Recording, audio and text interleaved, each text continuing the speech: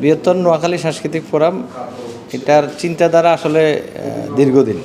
মানে আমি যখন কালচারাল লাইনে কাজ করতেছি তখন মনে হলো যে আমার নোয়াখালীর মানুষগুলা কারা কারা, এটা অনেকেই চিনি না, জানি না। দেখা হলো আমাদের একটা ইজম আছে যে নোয়াখালীরা হইলে আন্তরিকতা থাকে, যেটা একসময় আমি সাংবাদিকতা করতে গিয়ে দেখা হলো যে শুটিং স্পটে যেতাম মাহফুজ আহমেদের, তখন মনে হইতো মাহফুজ আহমেদ নোয়াখালীর মানুষ দেখলে সেই খাওয়া দাওয়া বলেন এত আন্তরিকভাবে তিনি আমাকে কাছে রাখতেন এবং আমাকে বলতেন নোয়াখালীর কোনো আর্টিস্ট থাকলে বলিস তো আমার নাটকে ইন করবো। তখন মনে হয় যে আমাদের নোয়াখালীরা সবসময় ইজমকে প্রায়োরিটি দেয় আর নোয়াখালীর মানুষদেরকে প্রায়োরিটি দেয়।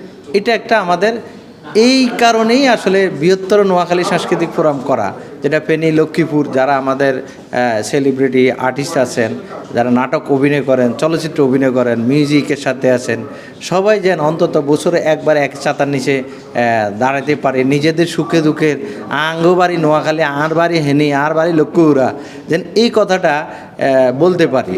যেটা সিনিয়র যারা আছেন, মনে করেন মারা গেছেন যারা, জহির আইন থেকে শুরু করে এটিএম শামসুজ্জামান, আহমেদুজ্জামান বুলবুল বলেন, তো এদেরকেও আমাদের স্মরণ করতে হবে নতুন প্রজন্মের কাছে। সেই লক্ষ্যে আসলে বৃহত্তর নোয়াখালী সাংস্কৃতিক ফোরাম গত 2-3 বছর আগে থেকে এই প্ল্যান ছিল। হ্যাঁ, তো এটা গত 6 মাস না, 2 মাস হয়েছে, সেটা তুমিও জানো।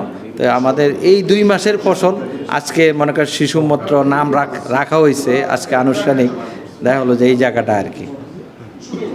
আচ্ছা, আর এমনিতে এখানে আমরা যে এর আগে যখন বসেছি কথাবার্তা বলেছি যে আপনারা একটা বলেছিলেন যে এই অঙ্গনে অনেকে অনেক জায়গায় ছড়াই ছিঁড়ে আছে, অনেক প্রতিভাবান লোকজন আছে, কাজ করতেছে যে অপরিচিত বা আমরা চিনি না, বাট সে নোয়াখালী, সে লক্ষ্মীপুরে, সে ফেরি।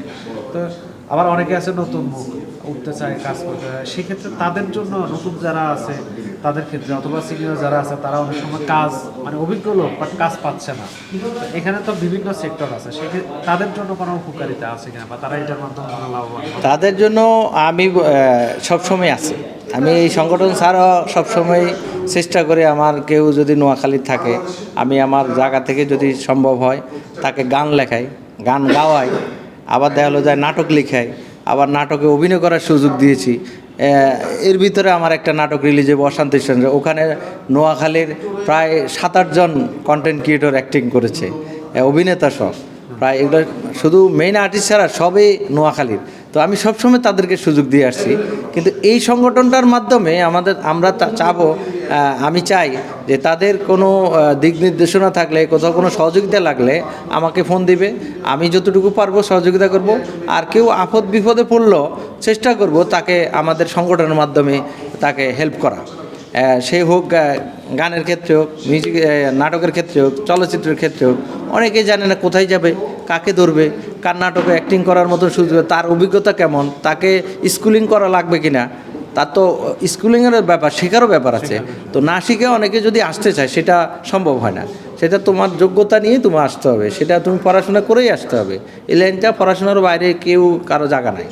তো আমাদের নোয়াখালীর যেই কন্টেন্ট ক্রিয়েটার বলেন, যারাই অভিনয় করেন, শিল্পী, মনে করেন শিল্পকলা আছে, সবাই কিন্তু ওই গ্রাম বেস থাকলে হবে না, আমরা শহরমুখী হইতে হবে।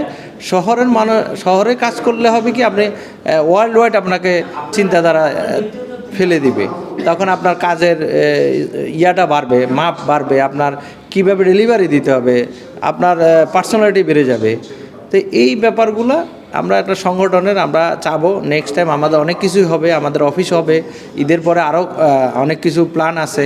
আমরা 3টা ডিস্ট্রিক্টেই কিন্তু একটা কমিটি করব, আমরা ডিস্ট্রিক্ট কমিটি করব, এরপর আমরা থানা লেভেলে কমিটি করব, তারপরে আমরা এটা নিয়ে আমরা একটা ট্যালেন্ট হান্ট করতে পারি। এটা হ্যাঁ, বড় ধরনের এটা আমাদের প্ল্যান আছে। তো আস্তে আস্তে আমাদের যারা নোয়াখালীর স্পন্সর যারা আছে, আসলে আমরা তো এটা তো ব্যবসায়িক প্রতিষ্ঠান না, আমরা সবাই নিজেরাই, যে আজকে ইফতার পার্টি করেছি আমরা সবাই নিজেরাই দিছি, অনেকে আমাকে সাপোর্ট করেছে। তো ইনশাল্লাহ চাবো যেন ভবিষ্যতে আমাদের নোয়াখালী যারা ইন্ডাস্ট্রিয়াল আছে তারা যেন আমাদেরকে, আমাদের কালচারকে ওরা প্রায়োরিটি দেয় এবং প্যাট্রোনাইজ করে। তো এটা আমি চাই। সবাইকে অসংখ্য ধন্যবাদ। নোয়াখালী, আর বাড়ি নোয়াখালী, সবাইকে আসসালামু আলাইকুম। ভালো আছেন নি? সবাই ভালো থাকেন।